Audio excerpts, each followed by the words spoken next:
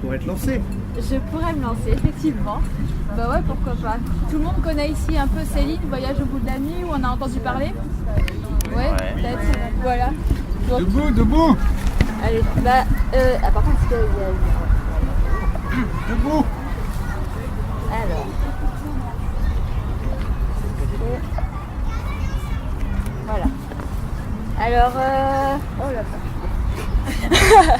Alors disons que dans le contexte, pour situer un petit peu l'extrait, c'est au moment où Bardamu s'engage dans un navire pour aller en Afrique. Donc lui, c'est un Français qui s'est engagé un petit peu de manière nonchalante dans la guerre, donc c'est la Première Guerre mondiale. Encore ? Oui. Ok, alors voilà. Parce qu'en fait, là, vu que tout le monde est comme ça, vous devriez vous mettre en Là, face. allez. Mais après, est-ce que j'aurai la lumière ? Oui, c'est bon. Effectivement, on est moins nombreux là, donc on peut peut-être porter la voix. Ouais, et après je peux lire. Et donc c'est au moment où il s'engage pour aller travailler en Afrique, donc toujours le contexte de l'exploitation coloniale. Et il se retrouve confronté à une situation un petit peu rocambolesque où il se fait détester sur le navire sous des idées de patriotisme. Et donc pour se faire aimer des autres, il engage un discours purement patriotique. Mais on voit bien que Céline, donc l'auteur, se moque complètement du personnage, du discours. Et donc sur cette idée patriotisme de français, je trouvais ça plutôt intéressant. Et puis l'écriture de Céline, pour ceux qui la connaissent, elle est magnifique. Et la littérature aussi, c'est un moyen d'expression comme un autre. Donc on est là pour se rassembler, pour partager, pour évoquer nos idées et voilà, pour évoquer aussi nos expériences. Et donc je trouvais que ce passage était plutôt intéressant et il participait plutôt à un certain aspect comique de la situation. Voilà. Alors faut pas que ça soit trop long. 3 pages, ça vous va? Non, 3 un paragraphe. C'est écrit tout petit, hein, donc... Un paragraphe. Un paragraphe. Alors attendez, laissez-moi choisir... Alors... Allez, c'est bon. C'est bon. Je me tiens en suspense. J'espérais être émouvant. Bien heureusement, je le fus un petit instant, sans traîner alors, profitant de cet armistice de bafouillage. J'allais droit à lui et lui serrais les 2 mains dans une étreinte d'émotion. J'étais un peu tranquille, ayant ses mains enfermées dans les miennes. Tout en les lui tenant, je continuais à m'expliquer avec volubilité et tout en lui donnant 1000 fois raison. Je l'assurais que tout était à reprendre entre nous et par le bon bout cette fois. Que ma naturelle et stupide timidité seule se trouvait à l'origine de cette fantastique méprise. Que ma conduite, certes, aurait pu être interprétée comme un inconcevable dédain par ce groupe de passagers et de passagères, un héros et charmeur mélangés.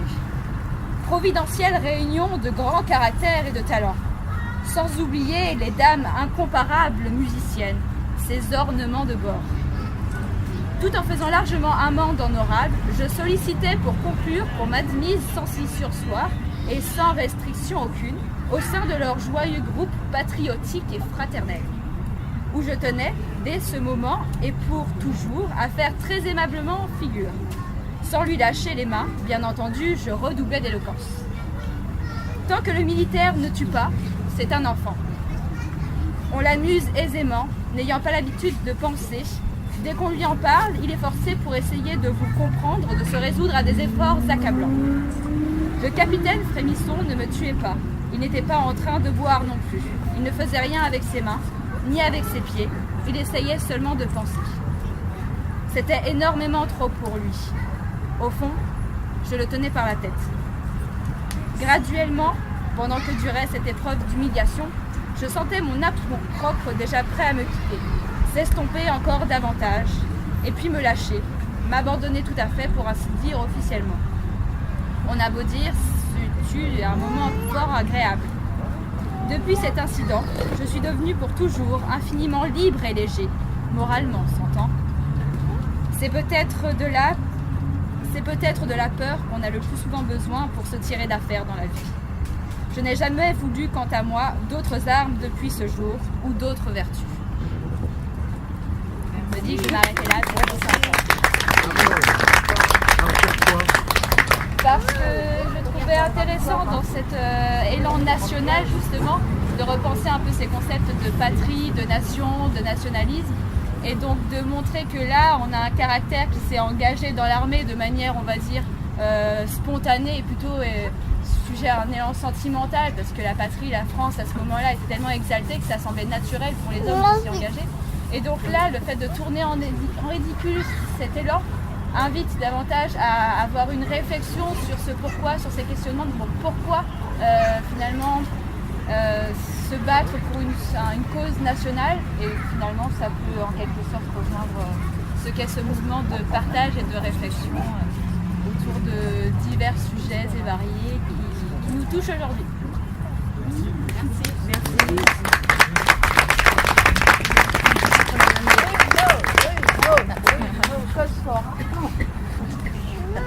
Puis Céline, il tournait tout le monde en rue. Oui, voilà, donc... Quelqu'un d'autre? C'était un misanthrope. Monsieur, je vous vois avec un papier à la main. J'aime beaucoup voyager de J'adore. Ah, si vous l'avez sorti. Allez. Cause fort, hein. Un point micro, là. Bonjour, bonsoir. Bonsoir. Moi c'est Bruno. Bonsoir, Bruno. Enchanté, Bruno. Bonsoir, camarade Bruno.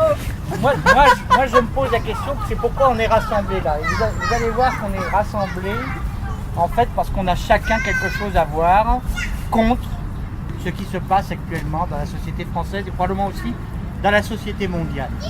Si on regarde le Nuit debout en métropole, il est né suite à la loi El Khomri, la loi sur le travail. Donc c'est une opposition carrément sociale contre le travail. Et je suppose que beaucoup d'entre vous autour de cette assemblée, dans cette assemblée, a envie que l'on parle aussi de la loi du travail. C'est pas mon propos. Moi je peux dire je suis contre Hollande, je peux dire on fait pas assez d'écologie, je peux dire il n'y a pas assez d'humanité, il n'y a pas assez de convivialité. Convivialité, c'est le mot. Je pense que si on veut voir positif, il y a un mouvement en métropole peut-être que vous ne connaissez pas, que je vais vous faire découvrir, qui s'appelle le convivialisme. Il est né de la pensée de certains grands philosophes, dont Edgar Morin, que vous connaissez tous pour avoir lu, naturellement, vous avez lu Indignez-vous, de Stéphane Hessel. Et bien Edgar Morin a été le co-écrivain de Indignez-vous, il est moins connu, mais il a écrit des suites à Indignez-vous. Et donc, quelque part, le mouvement d'ici peut être assimilé à Indignados, à ce qui se passe en Espagne. Vous voyez qu'on a 4, 5 ou 6 ans de retard sur ce qui se passe en Espagne. Donc peut-être que là, il y a déjà un moyen de voir comment on peut être convivial. Et la convivialité, à mon sens, je vais vous faire un résumé de l'abrégé du convivialisme. C'est l'art de vivre ensemble. Et ça repose sur 4 questions clés. Il y a une question morale, une question écologique, une question économique et une question politique. La première, la question morale, c'est quoi? C'est de voir ce que l'homme peut espérer et de voir ce que l'homme doit s'interdire. Ce que l'homme peut espérer, vous pouvez imaginer tout ce que vous voulez, ce que l'on doit s'interdire, c'est évidemment pas de consommer notre planète, car la finalité de notre morale, c'est notre descendance. Ce qui menace actuellement la Terre, c'est pas tellement la Terre qui est menacée, car la planète, elle, se sauvera toute seule. Ce qui est menacé, c'est l'humanité elle-même, dans sa multitude, dans son nombre, dans sa démographie et dans sa manière de coexister. Car si on continue à bouffer notre planète, on va finir par se taper dessus. Voilà pourquoi il faut anticiper et parler de convivialité. Donc question morale. Deuxième question, c'est la question politique. Quelle communauté politique pour préserver les 3 autres questions, morale, politique, économique. Morale, écologique, économique. La question écologique, c'est, en gros, je viens de vous en parler, c'est que prendre à la nature et que rendre à la nature. Et en d'autres termes, je dirais même plus qu'il faudrait plus rendre à la nature que ce qu'on lui prend. Autrement dit, ce qu'on est en train, par exemple, d'extraire en énergie fossile, ça devrait s'arrêter. On devrait laisser ça sous le sol et faire autre chose. Développer des énergies renouvelables. Enfin, bref, on a besoin d'énergie. L'énergie, c'est la base même du système économique. D'où la 4e question, qui est la question économique. Et la question économique, c'est quelle quantité de richesse faut-il produire? Est-ce qu'on doit produire toutes les richesses humaines de la Terre? Vous savez que vous avez tous des smartphones, et dans votre smartphone, il y a des terres rares, il y a du lithium, il y a du coltan. Et tout ça, ça appartient à la Terre. Et si vous le prenez, et en plus c'est très rare, par définition, si vous le prenez, bientôt il n'y en aura plus. Il n'y en aura plus pour votre descendance. Donc, quelle quantité de richesse produire? Ce qui amène à la réparation, au recyclage, au réassortiment, à la réutilisation. Et par exemple, une entreprise comme iPhone, comme Apple par exemple, est une entreprise sur laquelle on ne peut pas travailler sur l'iPhone une fois qu'il est en panne. On est obligé de le rendre et ils en font ce qu'ils veulent après, etc. Mais l'iPhone ne peut pas être réparable. Ben ça, c'est pas normal. L'iPhone, comme tous les autres smartphones, doit être réparable. Voilà une question simple sur laquelle on peut s'interroger. Donc ça, ce sont les questions fondamentales du convivialisme. Et ça repose sur 4 principes. Le premier de ces principes, c'est un principe de communauté humaine. Nous sommes une et une indivisible humanité. Et dans cette humanité, nous sommes tous égaux. Aussi bien les migrants qui viennent de Syrie, aussi bien les Comoriens qui traversent le détroit entre Anjouan et Mayotte. Nous sommes tous d'accord. Nous appartenons tous, quelle que soit notre couleur de peau, quelle que soit notre religion, quelle que soit notre façon de penser, à une seule communauté qui est la communauté humaine. Le deuxième principe, c'est le principe de commune socialité. Nous sommes tous des individus sociaux. Nous ne pouvons pas vivre comme les abeilles, comme les fourmis, nous ne pouvons pas vivre comme des ermites. Ceux qui le font, ils le font, bon, mais ils ne sont pas nombreux. Ça peut se faire, bien entendu, on peut le faire, mais nous sommes avant tout des êtres sociaux. La preuve, c'est que nous sommes une centaine autour du baobab de la place de Chanteloup. Troisième principe, c'est un principe d'individuation. Certes, nous sommes une communauté humaine, mais nous sommes tous des individus. Comme disait un éditorialiste de La Montagne, Alexandre, je ne sais plus comment, il disait « L'individu est l'homme au chapeau mou qui prend le bus 22 rue de la Glacière ». Là, si vous regardez bien, l'individu qui prend le bus 22 et qui a un chapeau mou, il est seul au monde. Il n'y en a pas d'autres comme lui. Voilà, nous sommes tous uniques, nous sommes tous individus. Et si on doit développer cet individu, cette individualité, ce principe de vie, cet essor, cette puissance individuelle, eh bien forcément on va se heurter aux autres. Et c'est là le quatrième principe, qui va être le principe d'une d'une opposition créatrice et maîtrisée. Car à partir du moment où on va s'opposer aux autres, eh bien on va retomber dans les travers de notre humanité qui est la violence, qui sont les guerres, qui sont les disputes, qui sont les conflits politiques, qui sont les joutes électorales. Eh bien ça ne devrait pas exister. Si on fait une opposition maîtrisée et collective et pour justement faire en sorte que de notre opposition naisse quelque chose de supérieur. Donc voilà les 4 principes de la convivialité. Et de ces quatre principes découlent des considérations. Et ces considérations, elles sont morales, politiques, écologiques, économiques, comme on l'a déjà dit, donc je vais le redire. Morale, c'est l'égale dignité de l'être humain.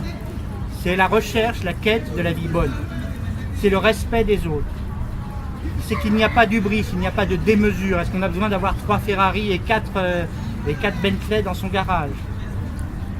C'est qu'il y ait aussi une lutte, et là je vous invite, c'est très d'actualité, une lutte contre la corruption. Il faut que tous participent à ça. La deuxième considération, c'est une considération politique. Dans le respect des 4 autres principes et des 3 autres considérations, il faut que les organisations politiques assurent un minimum de ressources aux plus pauvres, par exemple un revenu minimum, mais aussi un revenu maximum. Parce que c'est parce qu'on aura pris au maximum que l'on pourra avoir un revenu minimum.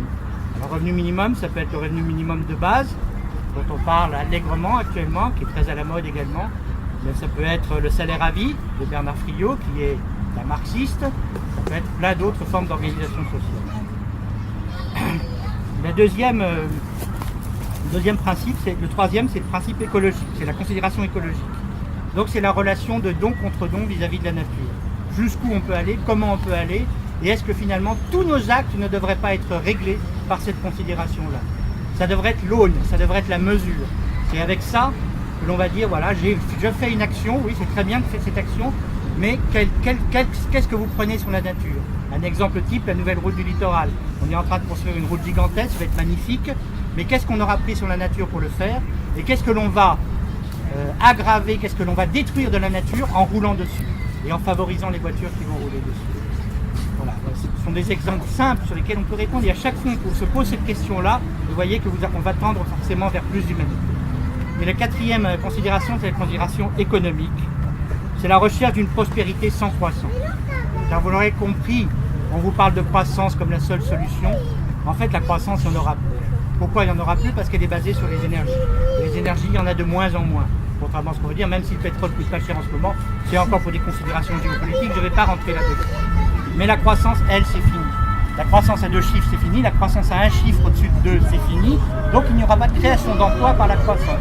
Il faudra donc chercher une prospérité ailleurs, et cette prospérité, on la cherchera forcément dans le partage et dans la diminution du temps de travail. Ça aussi, c'est des choses sur lesquelles on peut discuter. Il y aura 3 types d'économies. Il y aura l'économie privée, il faut le garder, le marché sur les biens individuels, on va la garder. Il y aura l'économie publique sur les biens collectifs qu'il faut garder aussi. Et il y aura une économie solidaire, sociale, qui va s'occuper des biens communs. Les biens communs, c'est quoi? C'est l'électricité, c'est l'eau, c'est tout ce dont on a besoin pour vivre correctement. Ça devrait être confié non pas à des sociétés de fermage, à des sociétés privées, non pas à des régies communales, ça devrait être confié à l'économie solidaire. Donc voilà, encore quelque chose que l'on peut changer dans ce pourquoi on est venu ce soir. Donc que faire? Parce qu'on lutte, nos adversaires, vous savez, c'est la finance, comme disait l'autre, hein. C'est en fait les grandes puissances financières, c'est ceux qui vont s'opposer à nous, c'est ceux qui vont nous dire non, vous ne pouvez pas parce que nous on a notre précaré, nous on gagne de l'argent, nous on fait du fric sur le fric, et ils vont continuer comme ça et ils vont nous battre parce qu'ils sont plus forts que nous. Mais nous on a des armes, et ces armes il faut les promouvoir. C'est quoi ces armes? La première arme c'est s'indigner. Donc oui, ça Stéphane Hessel, il avait raison, mais s'indigner, ça suffit pas. S'indigner, mais surtout honte à l'autre. Honte à celui qui ne présente pas d'humanité. Honte à celui qui détruit la nature. Honte à celui qui esclavagise les hommes. Le contrat de travail, c'est un contrat de subordination, par exemple. Allez, démanteler ce contrat de travail, qui est un contrat de subordination, qui est contre le contrat de subordination, justement, la loi, le code du travail. Démanteler le code du travail, c'est favoriser le contrat de subordination. Donc c'est diminuer notre humanité. Donc dans ce sens-là, c'est anti-convivial. Donc voilà pourquoi la loi El Khomri s'inscrit directement contre le convivialisme. Autre, développer le sentiment d'appartenir à la communauté humaine. Oui, si on développe ce sentiment, si on petit à petit, dans les esprits, on va comprendre, nous déjà on est conscientisés, si tout le monde on est d'accord là-dessus, mais peut-être pas tout le monde. Quand vous écrivez quelque chose sur, je sais pas, Zinfo ou dans les journaux, vous recevez une volée de bois vert derrière de postes faits par des trolls, plus ou moins d'extrême droite. J'en rigole parce que moi j'en suis la première victime vu que j'écris tout le temps. Mais voilà, ce genre de choses, eh bien, ce sont ces individus-là qu'il faut convaincre. Malgré leur haine qu'ils ont vis-à-vis de nos écrits humanistes, eh bien, ce sont ces gens-là qu'il faut convaincre. Alors où en étais-je? Voilà, donc les trois armes. La première, l'indignation. Le deuxièmement, développer le sentiment de communauté humaine. Et le troisième, c'est la passion, ce sont les affects. En gros, si vous voulez, je peux résumer d'un seul mot, qui est le summum de la vertu humaine, c'est l'amour. Si on développe l'amour au sens platonique, dans tous les sens platoniques du terme, c'est pas l'amour platonicien, c'est l'amour qui est éros, c'est l'amour qui est agapé, et c'est l'amour qui est philia. Si vous développez ces 3 formes d'amour, peut-être qu'on va tendre également. Je vous invite à lire Le Banquet si vous ne l'avez pas déjà lu de Platon. Un merveilleux bouquin, pas difficile à lire pour un texte grec. Il faut pas lire dans le texte, bien sûr. Alors, donc les luttes. Et les luttes pour aboutir à quoi? Pour aboutir à une rupture, à une transition. Et cette rupture va nécessiter un impératif de justice. Car cette commune socialité qui part des questions initiales, elle doit passer par la résorption des inégalités, et donc cette résorption des inégalités passe forcément par un principe de justice. Un souci de donner vie au territoire, de reterritorialiser, d'aller contre la mondialisation. Je suis un altermondialiste, je ne m'en cache pas, mais je ne l'ai pas dit jusqu'à présent. Bien sûr qu'il faut relocaliser toute notre production, faire de l'économie locale, et ça nous permettra également de diminuer notre facture. Préserver l'environnement et des ressources naturelles, bien entendu, et enfin offrir à chacun une fonction et un rôle dans la société de manière utile. Donc une lutte contre le chômage, et ceci c'est par le partage du temps de travail, c'est par la redistribution des valeurs monétaires. En d'autres termes, l'alternative que je vous propose au travers de ce convivialisme, c'est une alternative au mode d'existence actuel.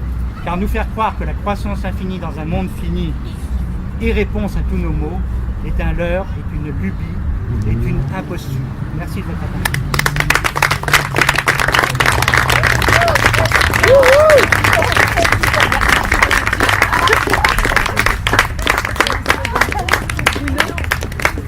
Excusez-moi, c'est quoi votre nom? Bruno Bourgeon, président de l'association Initiative Dionysienne.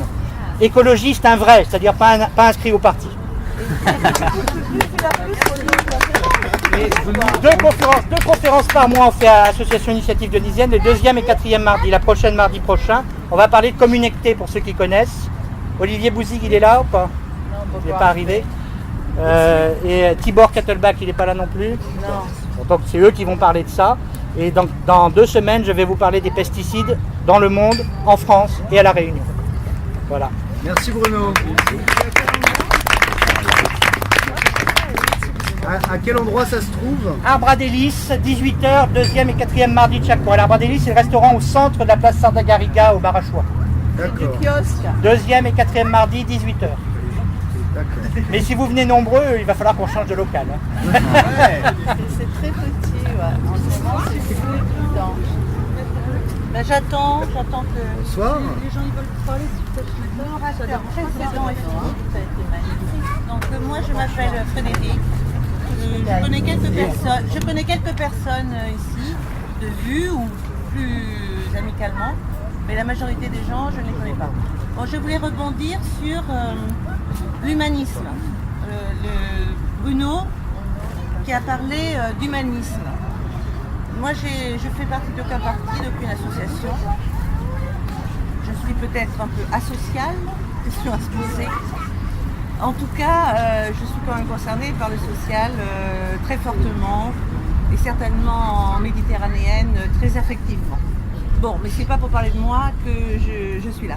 Je voulais rebondir sur Bruno, l'humanisme. Non, enfin, sur les paroles de Bruno. Et sur, dans la terre, c'est moi du temps aussi. Hein. Excuse-moi. Voilà, j'ai rien à vous apprendre, ni rien à vous proposer. Mais je voudrais poser une question à tout le monde et que chacun ou ceux qui veulent y trouvent la réponse qui leur vient. La question est la suivante. Bon, je suppose que la plupart des gens connaissent ce que sont les valeurs humanistes. Oui. C'est les grandes valeurs issues entre autres, mais pas seulement évidemment, de la Révolution française, puisqu'on parle de la France, la liberté des droits de l'homme,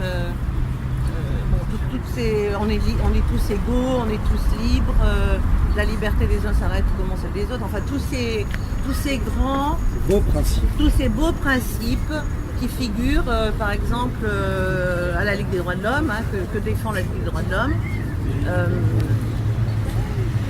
Cet humanisme, moi je n'ai rien contre, c'est noble. Seulement, la question que je me pose et que je voulais vous poser, c'est est-ce que vous pensez que ce sont uniquement, je dis bien, hein, que ce sont uniquement avec des valeurs humanistes que l'on peut combattre des gens et des systèmes qui ne le sont en aucune manière. Quand je parle des systèmes qui ne le sont en aucune manière, je parle des oligarchies politiques que nous connaissons, la confiscation par les élus la confiscation par les élus de la représentativité. Je parle des pirates de grand chemin que sont les gens qui utilisent les paradis fiscaux, que sont les grosses entreprises qui font des profits en licenciant et en allant chercher une main-d'œuvre moins chère ailleurs et en baissant au niveau mondial le niveau des droits dont on parlait tout à l'heure, humanistes, que ce soit évidemment les rapaces de la finance qui ne redistribuent pas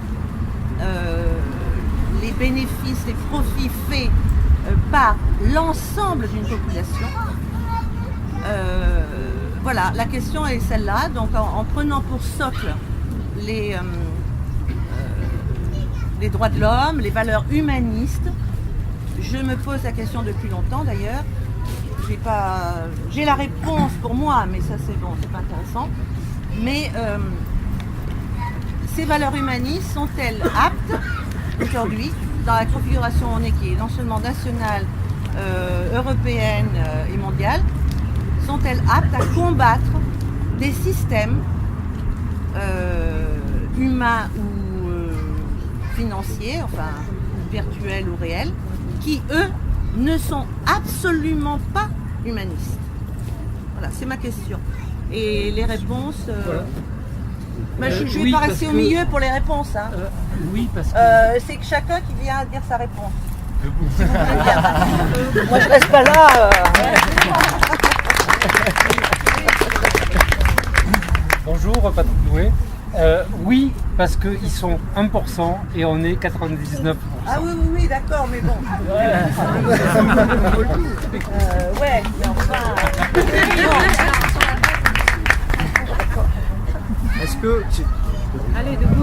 Est-ce que la question c'est de savoir, est-ce qu'on répond de façon, juste pour préciser votre question, est-ce que c'est se questionner sur la possibilité de les combattre, Comment on peut combattre avec la même virulence dont ils font preuve, Voilà.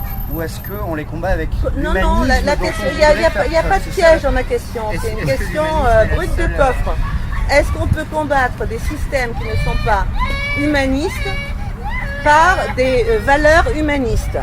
Moi, je parle de combat, hein. C'est-à-dire pas de les convaincre parce que... non, je ne parle pas de révolution non plus. Je parle d'un combat comme ça, par exemple se réunir, enfin toutes sortes de formes, de prise de parole, de manifestation, de tout ce qui existe déjà comme arsenal qui a été utilisé, ou d'autres formes qui peuvent l'être.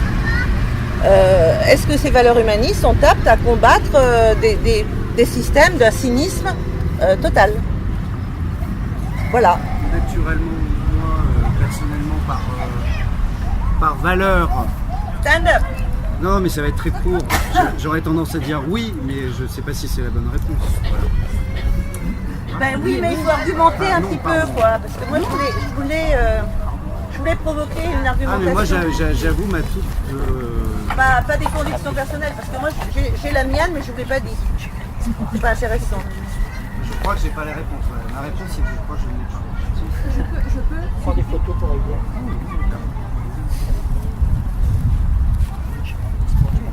Enfin, maintenant, je parle pour moi. Hein. C'est ma réponse. Pour moi, c'est non. On ne peut pas. Pourquoi? Parce que ces valeurs humanistes qui ont été mises en place justement pour l'humain sont tenues par les 1%. En fait, voilà. Donc, ils ont main mise sur ces valeurs. Donc, c'est comme si on avait une corde là, à ce niveau-là. Et on respire, mais on a des difficultés. Et ils ont ce pouvoir de tirer sur la corde ou de lâcher un petit peu pour nous laisser l'air passer. Je vais dire quelque chose, je ne vais pas rester longtemps, je travaille tôt demain matin, je suis désolé, j'aime beaucoup votre petite réunion et ça me fait plaisir parce que ça fait longtemps que je me demandais si un jour je participerais à ce genre de réunion. Je voudrais dire que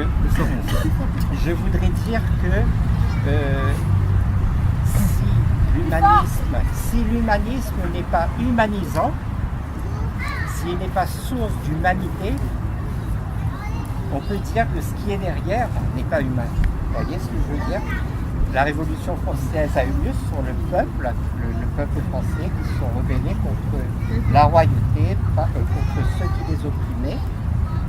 Mais la révolution de ces gens a été kidnappée, a été prise par ce qu'on appelle aujourd'hui, ce qu'on appelle la franc-maçonnerie. Le blanc rouge, c'est franc-maçon, l'égalité, fraternité, franc-maçon, tout est franc-maçon. Les Lumières sont francs-maçons.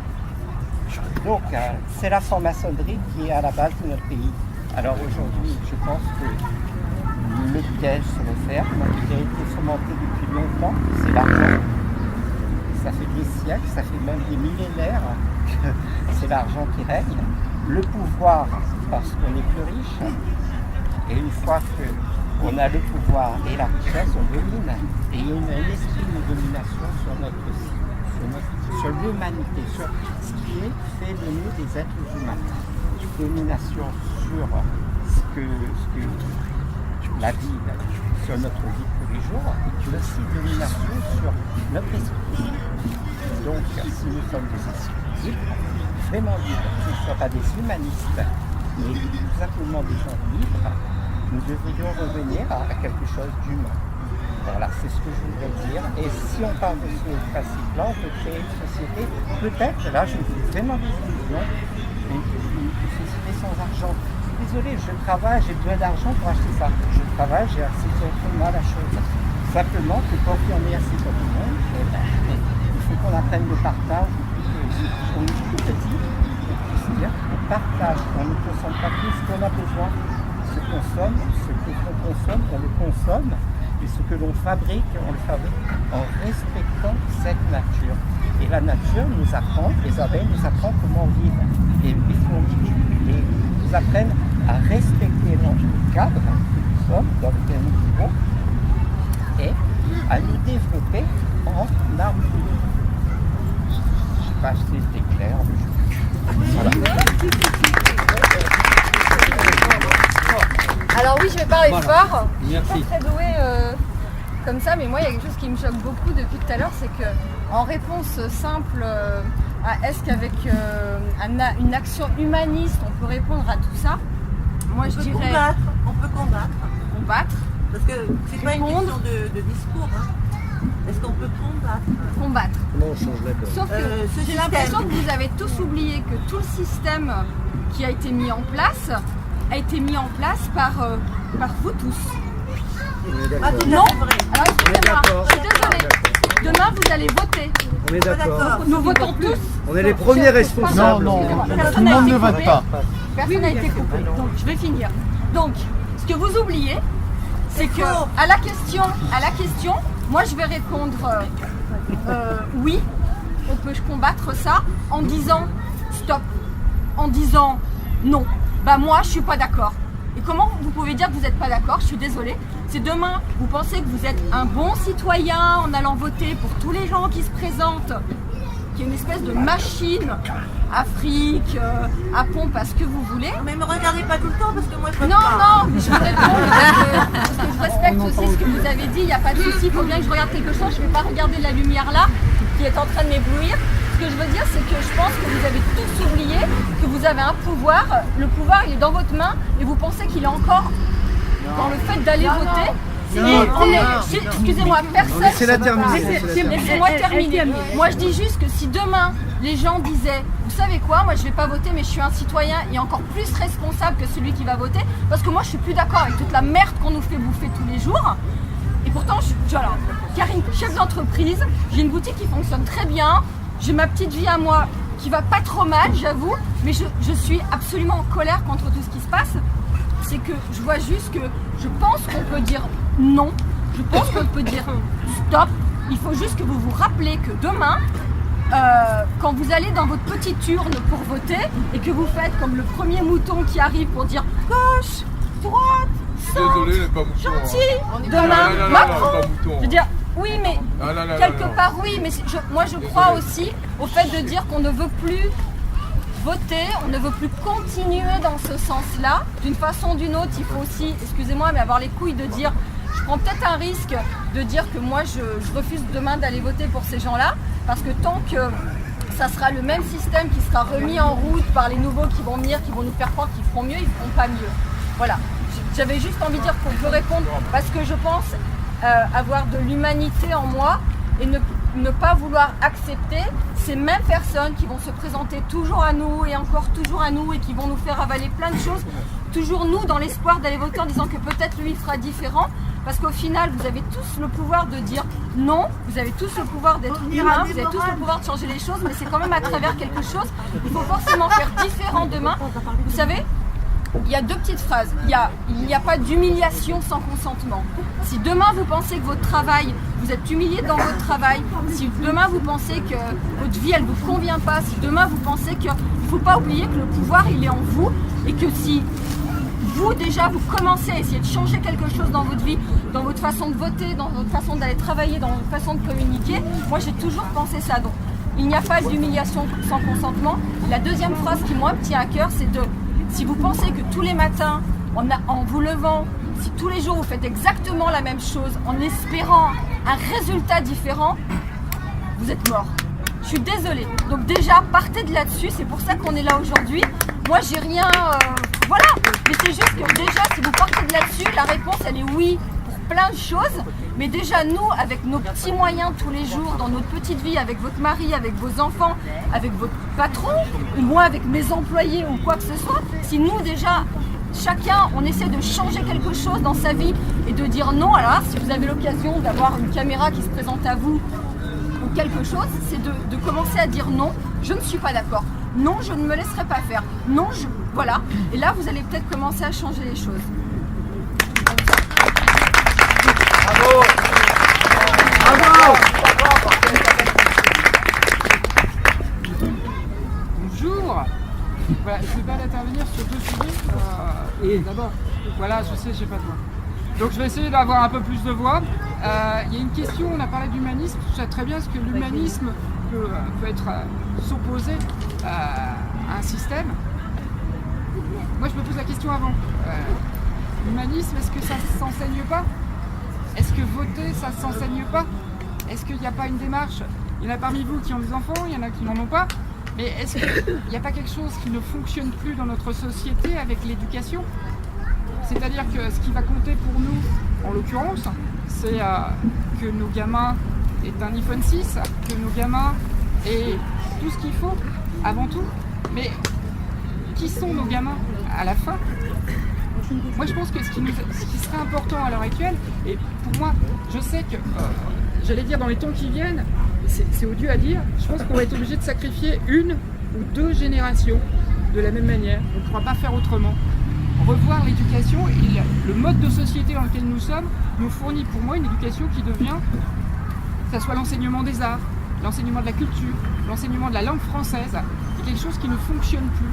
La première exigence qu'on pourrait avoir en tant que citoyen, c'est déjà que notre éducation soit à la hauteur de l'avenir qu'on espère. Dans le sens où moi j'ai l'impression qu'on fait, vous parliez de moutons, ben on fait des moutons avant tout, on ne fait plus rien d'autre. C'est valable pour le vote. Les médias font de nous, même si on s'en sert, ça je le reconnais, les médias font de nous de la même manière une autre forme de mouton. C'est-à-dire qu'on va vous poser une équation du type binaire, gauche ou droite, une équation dont apparemment plus personne ne veut, et même les politiques eux-mêmes n'y croient plus. Donc c'est à nous de réfléchir justement. Et moi je reste convaincu. Il y a quelqu'un qui a cité Platon, mais dans toute la philosophie grecque, l'éducation reste le meilleur moyen de faire évoluer le citoyen. Il n'y a pas d'autre moyen. Je pense que la première chose qu'on devrait penser, c'est l'éducation de nos enfants. C'est surtout, c'est ce que j'avais à vous dire. Je regrette juste, comme elle a une boutique, qu'on ne l'ait pas brûlée. Voilà, c'est pour faire du bourg.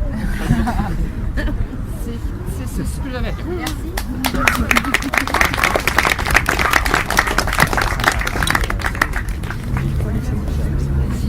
Moi, je voulais rebondir sur ce que tu disais, parce que c'est très très important de l'avoir dit. C'est-à-dire qu'effectivement, on est là pour s'indigner, mais pour s'indigner de nous-mêmes en premier lieu, parce qu'effectivement, on a été passifs pendant des années et des années et des années. Il ne suffit pas de dire qu'ils sont responsables, bien sûr, puisqu'ils ont le gros de la destruction, mais on est quand même les premiers acteurs, on est des consommateurs, et si effectivement demain on n'a plus envie de donner du fric, j'en sais rien, à Nike, parce qu'on estime que, ou parce que, je dis pas, je n'insulte personne si vous avez des Nike aux pieds, hein, mais je suis d'accord, c'est très important de le dire, il y a 1000 choses à dire sur les politiques, sur ceux qui ont le pouvoir, mais on a le pouvoir surtout. On a le pouvoir sur nous-mêmes déjà, on a un pouvoir qui est intérieur et qui est immensément fort. Effectivement, on ne peut pas attendre que les choses changent si nous, on n'est pas les premiers à changer. Voilà, je voulais juste appuyer ton propos parce que c'est important de le dire.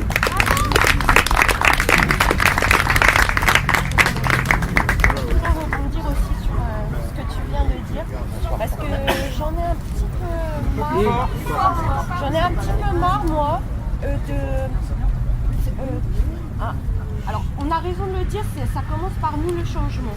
Mais à un moment donné, on est dans un espèce de carcan de la communication là, et de la consommation où on est toujours responsable pour les générations d'avant, pour les politiques qu'on a choisies, pour lesquelles on a voté. Alors, on est responsable. Ben non. On n'est pas responsable. Quand un élu nous ment, on n'est pas responsable. Je regrette. Maintenant, est-ce que la citoyenneté se résume à voter? Moi, je ne crois pas. Je pense qu'il y a d'autres choses à faire on n'est pas tous les 4 ans tous les 4 ans on s'exprime. Non, il y a 365 jours par an et 365 jours par an on peut s'exprimer.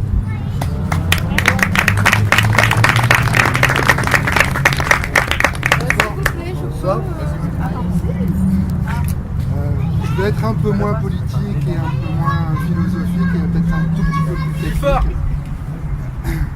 Ce que j'aimerais dire, c'est que aujourd'hui, on a des outils qui existent.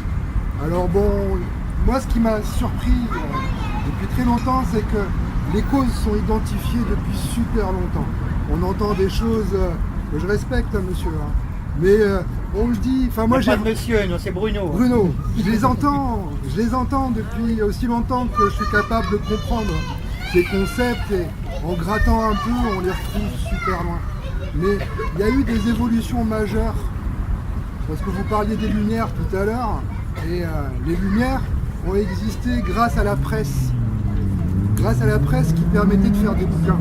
Et cette presse avait été faite par une forme d'église qui dominait la société. Et pour asseoir leur pouvoir, ils ont donné la lecture et ils ont imprimé des Bibles, mais en faisant ça, ils ont donné un outil à des penseurs, les Lumières, d'autres, chacun y trouvera, pour écrire et transmettre des idées. Il y a eu une évolution majeure dont on est tous familiers aujourd'hui, c'est Internet. Et au-delà d'Internet, je voudrais parler de la numérisation des données. Appareil photo, iPhone, e-book, j'en passe et des meilleurs. Aujourd'hui, sur un cheveu, sur un ongle, on fait tenir 10 fois la bibliothèque d'Alexandrie. On peut, avec un téléphone, diffuser à travers le monde des choses qui coûtaient des millions.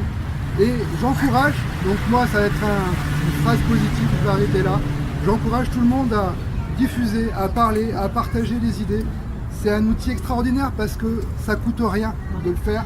Un peu de temps, ce qui nous vole tous les jours. Donc bossez moins, gardez du temps, faites des choses.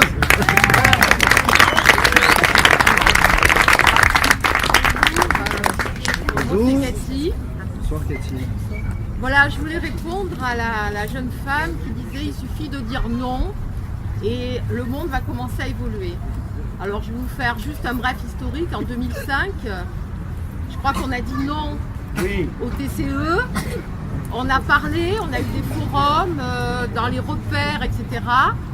On a été en tant que citoyen éveillé et réveillé, et malgré la propagande médiatique insupportable, on a su dire non. Et bien ce non, on s'est assis dessus. 45, le politique 55. A dit vous faites ce que vous voulez, mais nous on va dire oui. Alors déjà quand on dit non, on ne peut même pas concrétiser le non. Attention, je ne suis pas pessimiste. Je veux simplement dire que de dire non ne suffit pas. Le TCE en est un exemple. Le non individuel me semble être bien, c'est un début, mais individuellement, on ne va pas faire grand-chose parce que le système qui est en face de nous, qu'on nous dit mondialisé, c'est le système capitaliste avec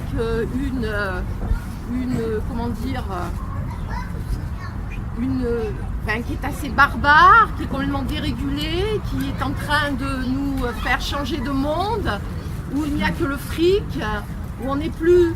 le temps humain est calqué sur le temps économique. On n'a plus le temps de rien faire sinon que d'être abruti par le boulot et même aussi par Internet, même si Internet ça peut être aussi émancipateur. Bref, tout ça pour dire que individuellement on s'en sortira pas.